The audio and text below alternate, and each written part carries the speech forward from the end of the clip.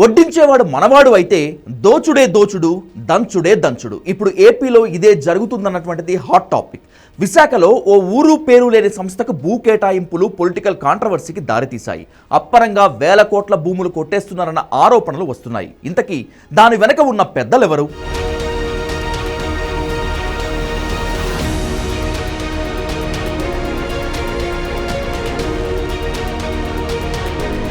Ursa clusters AP తెలంగాణలో ఇప్పుడు hot topic. రెండు తెలుగు రాష్ట్రాల్లో భారీ పెట్టుబడులకు ముందుకొచ్చింది సంస్థ. ఏపీ సర్కార్ అయితే దీనికి వేల కోట్ల రూపాయలు విలువ చేసే భూములను కూడా కట్టబెట్టింది.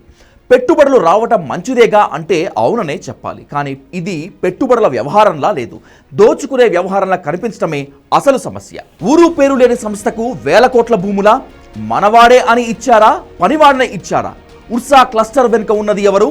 దాన్ని నడిపిస్తున్న ఆ ఎంపీ ఎవరు? వేల కోట్ల పెట్టుబడులు పెట్టే సత్తా దీనికి ఉందా? ప్రభుత్వం అంత గుడ్డిగా కేటాయింపులు చేసిందా? ఏపీ సర్కార్ టీసీఎస్కు విశాఖలో భూ కేటాయింపులు చేసింది. దాంట్లో విచిత్రం లేదు. కానీ ఉర్సా క్లస్టర్స్ ప్రైవేట్ లిమిటెడ్కు ఏకంగా 59 ఎకరాలు కేటాయించడం కొత్త అనుమానాలను రేపింది. టీసీఎస్ క్యాంపస్ పక్కనే ఐటీ కారిడార్లో 3.5 ఎకరాలు, కాపులుప్పాడలో 56.36 ఎకరాలు కేటాయించింది ఏపీ సర్కార్. ఇంత పెద్ద ఎత్తున భూములు కేటాయించడంతో అదో పెద్ద తోపు అని అనుకున్నారు అంతా. కానీ తీరా చూస్తే దాని బండారం బయటపడింది. ఈ కంపెనీ ఎప్పుడు రిజిస్టర్ అయిందన్న దానిపై క్లారిటీ లేదు. ఓ సమాచారం ప్రకారం ఈ ఏడాది జనవరిలో రిజిస్టర్ అయింది. గతేడాది చివరిలో అయినట్లు కూడా అనుమానాలున్నాయి. కేవలం 2 డైరెక్టర్లతో 10 లక్షల రూపాయల ఇన్వెస్ట్మెంట్తో దీన్ని ప్రారంభించారు. ఆ కంపెనీ ఇప్పుడు తెలుగు రాష్ట్రాల్లో 10,000 కోట్లు పెట్టుబడులు పెట్టబోతుందనేటువంటిది కాకమ్మ కబుర్లు చెప్తున్నారు. అమెరికాలో పనిచేస్తున్న 2 సాఫ్ట్వేర్ ఇంజనీర్లు ఈ ఉర్సా క్లస్టర్ను ఏర్పాటు చేశారు. కంపెనీకి హైదరాబాద్, ఏపీలో ఒక్క ఆఫీస్ కూడా లేదు. ఏదో ఓ ఇంటి అడ్రస్ పెట్టారంతే. ఉర్సా కంపెనీకి ఏపీ ప్రభుత్వం కేటాయించిన భూముల విలువ 1000 కోట్లకు పైగానే ఉండొచ్చంటున్నారు. 3,000 కోట్లని విపక్షాలు ఆరోపిస్తున్నాయి. అసలు ఎలాంటి కార్యకలాపాలు నిర్వహించని ఓ సంస్థకు ఇన్ని భూములు ఎలా కట్టబెట్టారనేటువంటిదే బేతాళ ప్రశ్న. ఊరు పేరు లేని ఈ సంస్థ విశాఖలో A1 డేటా సెంటర్ కోసం ఏకంగా 5,728 కోట్ల పెట్టుబడి పెడుతుందట. దాని ద్వారా 2,500 మందికి ఉపాధి దక్కుతుందట. ఆఫీస్ కూడా లేని సంస్థ 5,000 కోట్లకు పైగా పెట్టుబడులు పెడతారంటే ప్రభుత్వం ఎలా నమ్మిందో మరి.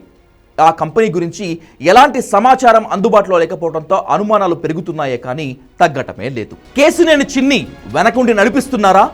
ఉర్సా డైరెక్టర్ కేసినేని క్లాస్మేటా, పార్ట్నరా? పక్కా ప్లాన్ ప్రకారమే భూమి కొట్టేశారా?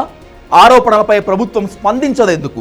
ఈ కంపెనీ వెనుక టీడీపీ ఎంపీ కేసినేని చిన్ని ఉన్నారనేటువంటిది విపక్షాల ఆరోపణ. ఆయన ఇంజనీరింగ్ క్లాస్మేట్ ఈ సంస్థను ఏర్పాటు చేశారని, దానికి తన పలుకుబడి ఉపయోగించి భూములు ఇప్పించుకున్నారనేటువంటిది పొలిటికల్ సర్కిల్స్లో చర్చ జరుగుతోంది. ఈ కంపెనీ డైరెక్టర్లో ఒకరైన అబ్బూరి సతీష్ ఎంపీ కేసినేని చిన్నికి చాలా కాలంగా అనుచరుడని, గతంలో ప్రజల్ని ముంచేసిన ఓ కంపెనీలో భాగస్వామి అని మాజీ ఎంపీ కేసినేని నాని ఆరోపించారు. దీనిపై సీఎం చంద్రబాబుకు బహిరంగ లేఖ రాశారు నాని. అయితే దీనికి కౌంటర్ ఇచ్చింది టీడీపీ. కేసినేని చిన్నిపై లేనిపోని ఆరోపణలు చేస్తున్నారంటూ ఎదురుదాడికి దిగారు బుద్దా వెంకన్న. కార్మికులకు జీతాలు, బ్యాంకులకు రుణాలు ఎగ్గొట్టిన నువ్వు ఇప్పుడు నీతులు చెప్తున్నావా అంటూ ఘాటుగానే కామెంట్లు చేశారు. ఇక అంది వచ్చిన అవకాశాన్ని వైసీపీ వెంటనే అందుకుంది. లోకేష్, చంద్రబాబులు అధికారంలోకి రాగానే ఈ కంపెనీ ఏర్పాటు చేశారని, దాని వెనుక ఉన్నది వారేనంటూ సోషల్ మీడియా వార్ మొదలుపెట్టింది. బీహార్ దాణా కుంభకోణం కంటే ఇది పెద్దదంటూ ప్రచారాన్ని ఉధృతం చేసింది. కంపెనీలకు భూ కేటాయింపుల పేరుతో ఎకరం 99 పైసలకే తమ బినామీ సంస్థలకు కట్టబెట్టిందంటూ బహిరంగంగా ఆరోపణలు చేస్తోంది వైసీపీ. ఏపీలోనే కాదు, తెలంగాణలోనూ 5,000 కోట్ల రూపాయల పెట్టుబడులు పెడతామని ఈ ఉర్సా క్లస్టర్స్ ప్రకటించింది. దావోస్లో తెలంగాణ సర్కార్తో ఒప్పందం కుదుర్చుకుంది. దీనికి సంబంధించి ఇక్కడి విపక్షాలు కూడా ఆరోపణలు చేశాయి.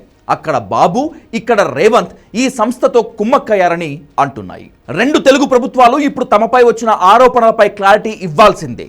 ఊరు పేరు లేని సంస్థకు అన్ని వేల కోట్ల రూపాయల భూములు ఎలా ఇచ్చారో కూటమి సర్కార్ జనానికి చెప్పాల్సిందే. లేకపోతే ఏదో జరిగిందని జనం నమ్మటం గ్యారంటీ. ఇంతవరకు ఏపీ మంత్రులు ఎవరూ దీనిపై రెస్పాండ్ అవ్వలేదు. పార్టీ వర్షన్ కోసం వెయిట్ చేస్తున్నారు. ఎంత లేట్ చేస్తే అంత డ్యామేజ్ జరుగుతుందని గుర్తుంచుకుంటే బెటర్.